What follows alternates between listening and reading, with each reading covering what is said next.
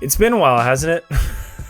I don't know why it took me so long to watch and review Thor, because this movie bangs, but we'll get into it. Hopefully y'all have been enjoying my other content and whatnot, many more vlogs and retro bowl videos to come, but in the meantime, let's get down to business. Thor 1, many hail it as one of the worst MCU movies of all time, many hail Thor as one of the worst MCU characters of all time, many just downright hate this movie. And I just gotta say, that couldn't be further from the truth, and the hate is unwarranted 100%. This movie is an actual banger.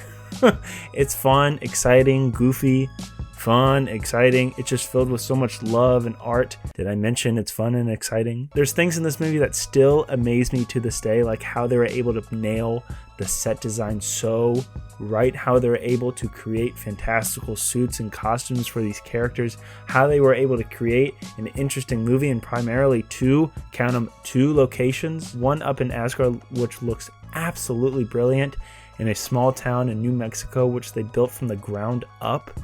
You can tell that there's love in these characters. You can tell that there's love in these locations. You can tell that there's love in these designs. You can tell that this movie is made with love and passion. You know, I love looking at these early Marvel films at different angles, and I was able to come up with at least 3 different ways to look at Thor 1. One from the comic book artistry that inspired the movie, the actual on-set set design, and the look of each frame, and the technical aspects that all came together to create this underrated piece of art.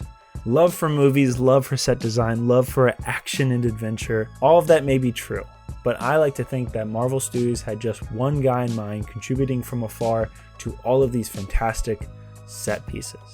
And that man is Jack the King Kirby, a legendary comic book artist, the one who established the classic feels and looks for all of your favorite Marvel superheroes. This man is a master at colorful pencil artistry and was inventive at displaying movement, tension, drama, and expression on the pages of a comic book. Truly the greatest comic book artist of all time, no question about it, and Marvel Studios knew that coming into this movie. The way Thor 1 reflects the early days of Thor's world is unmatched, from the colors and the architectured design of Asgard all the way down to how these characters talk and interact. Jack Kirby has his handprints all over this movie, and yet he never stepped foot on set. All of the designs of Asgard were taken pretty much directly from the early comics of the Mighty Thor and put to screen by Bo Welch, the production designer, and Alexandra Byrne, the costume designer. From the landscape to the architecture, fashion and robes, to the lighting and details and color, every inch of these practical sets were carefully thought out and crafted, and you can feel that in this film. Things from this film feel tangible and real. Scenes and items from this fantastical world feel real and touchable, and yet otherworldly. How they managed to pull that off is beyond me. Another legitimate angle I went to look at this movie at is the use of the Dutch angle. The Dutch angle is used so often in this movie. I literally think it's used like every 5 cuts, and that's just insane.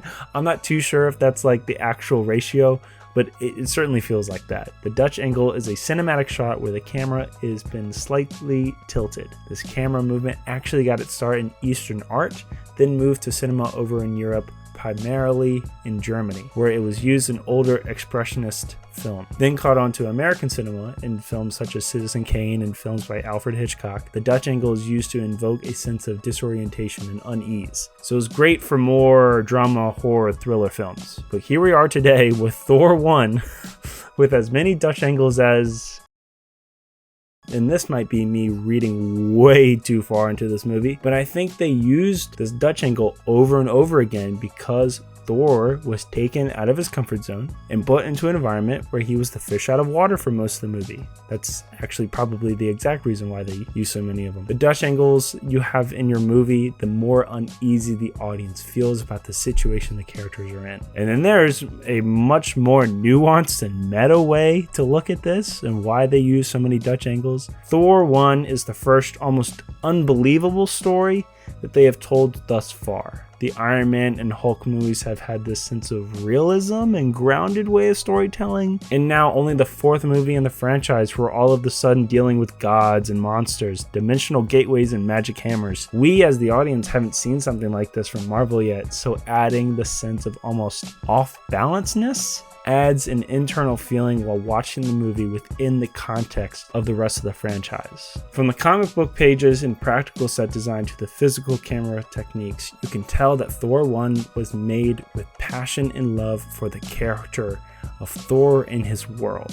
Thor himself, Loki, the Warriors 3, Lady Sif, the Destroyer, all of the characters from New Mexico, they all feel like real people acting in real places. And my final point is that this movie feels so unlimited because I think it's directly correlated to the man that ran the show behind the camera, Kenneth Branagh.